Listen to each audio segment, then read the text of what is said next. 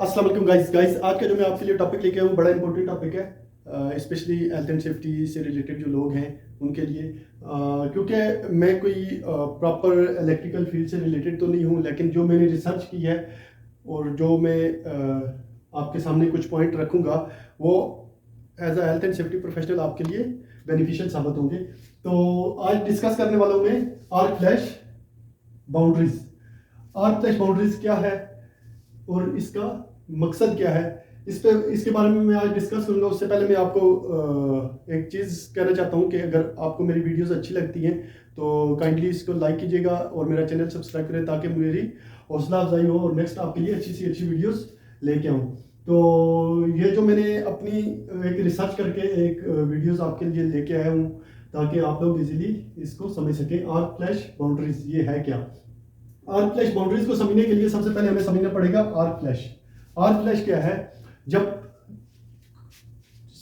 Sudden, अगर इसकी definition देखते हैं तो sudden release of electrical energy, जो इलेक्ट्रिकल एनर्जी है वो अगर सडन रिलीज होती है किस वजह से?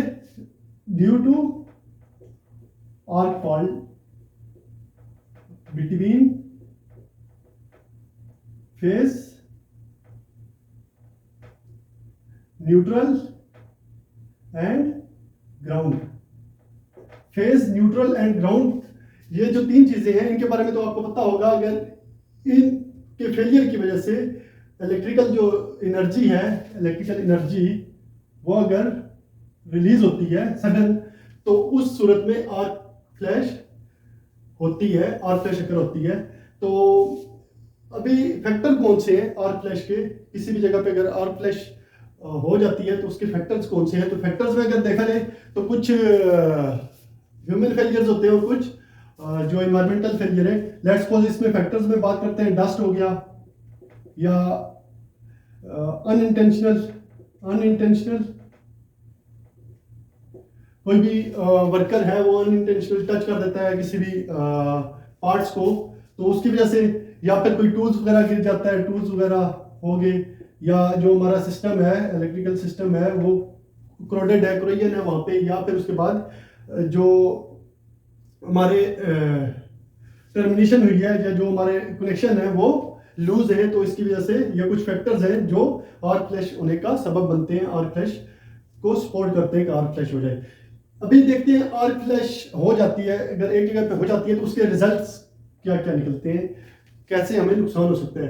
तो आर्क फ्लैश जब अगर होती है तो उसके नतीजे में सबसे मेन जो है वो क्या होता है? फायर, इलेक्ट्रिकल फायर जनरेट होती है।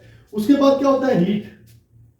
जब हो जाती है आर्क फ्लैश होती है तो उसके नतीजे में सबसे पहले फायर, देन हीट जनरेट होती है। जो हीट जनरेट होती है वो होती है 35,000 फ़ारेनहाइट। 35,000 फ़ारेनहाइट हीट रहती है इसकी। फिर उसके बाद आ जाता है फ्लाइंग पार्टिकल्स।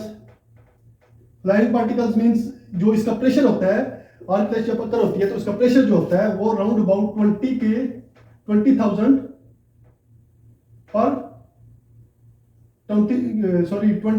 पाउंड पर स्क्वायर फीट होता है। तो आप अंदाजा लगा सकते हैं जब कोई भी चीज 20,000 पाउंड पर स्क्वायर फीट से अगर उसका प्रेशर है तो वो कितने दूर तक जा सकता है या वो कितना नुकसान पहुंचा सकती है। तो नॉइस जनरेट जो होता है इससे, जब आर्क फ्लैश होता है तो उससे जो नॉइस जनरेट होता है वो अराउंड अबाउट 140 डेसिबल के इक्वल होता है, या आप तो कह सकते हैं गन जो होती है उसका साउंड होता है जब कोई आप बुलेट्स वगैरह शूट करते हैं तो उसके इक्वल होता है। तो जब फायर होगी तो क्या होगा? जो वर्कर वहां पे काम कर रहे हैं या जो पर्सनल काम कर रहे हैं या उस एरिया में है तो वो क्या होगा? उनको बर्न इंजरी होगी। उसके बाद हीट से क्या होगा? हीट उससे भी बर्न इंजरी भी है और प्रॉपर्टी लॉस भी है। फिर फ्लाइंग पार्टिकल्स ये भी नुकसान पहुंचा सकते हैं। इसके बाद आ जाता है जो नॉइज जनरेट हो रहा है उससे भी डेफनेस हो सकती है। इसमें क्या है? माइनर, सीरियस और डेथ और फैटेलिटी, ये इसके रिजल्ट या कॉन्सिक्वेंस होते हैं जो है आर्क फ्लैश।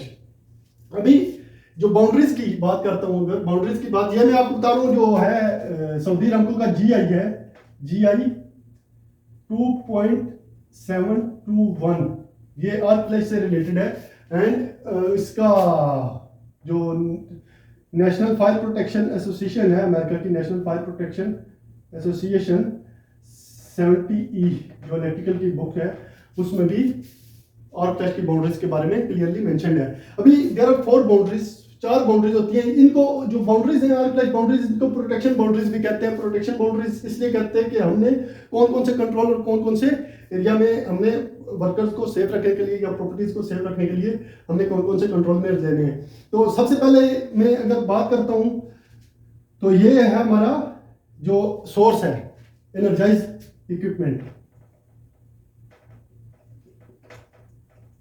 एनर्जाइज्ड इक्विपमेंट या सोर्स जो है वो मिडिल में आ गया। ये यहाँ से आर्क फ्लैश जनरेट हो सकती है या वर्कर काम कर रहे हैं इस एरिया में।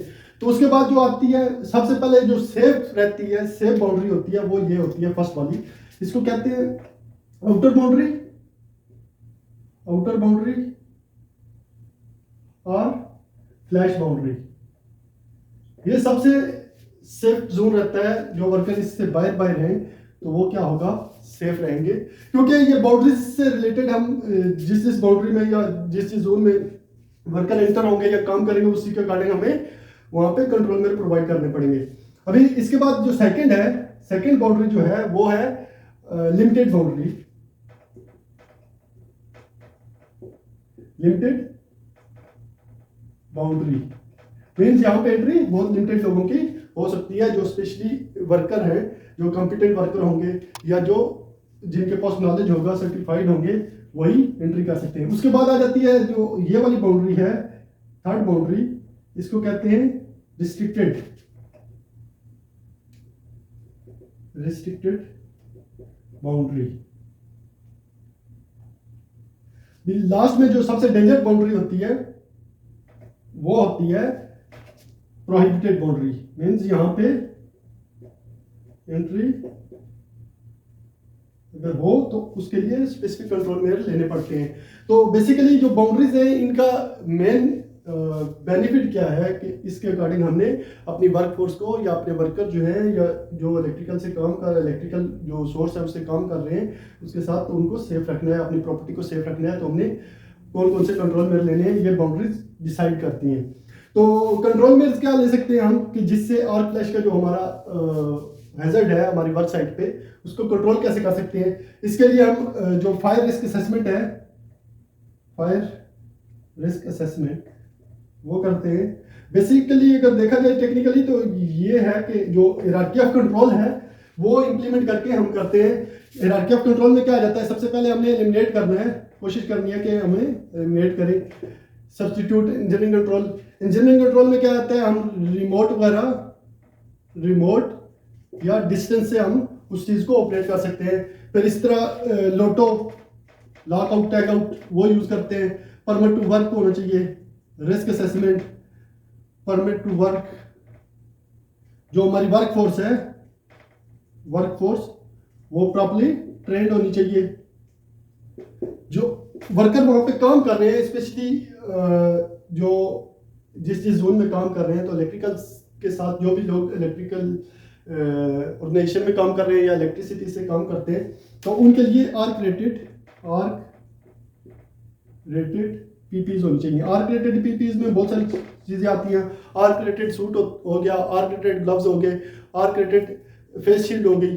जितने भी आर्क रेटेड पीपीज है वो वेयर करना मस्ट है अगर आर्क रेटेड। तो अभी ये जो बाउंड्रीज है इनका डिस्टेंस जो रहता है, लेट्स सपोज यहां से यहां तक, ये डिफरेंट हो सकता है, हर जगह पे डिफरेंट हो सकता है। इट्स डिपेंड ऑन इक्विपमेंट, जो इक्विपमेंट यूज हो रही है उस पे, उसके वोल्टेज पे, एंड जो इन्वायरमेंट है उस पे डिपेंड करता है।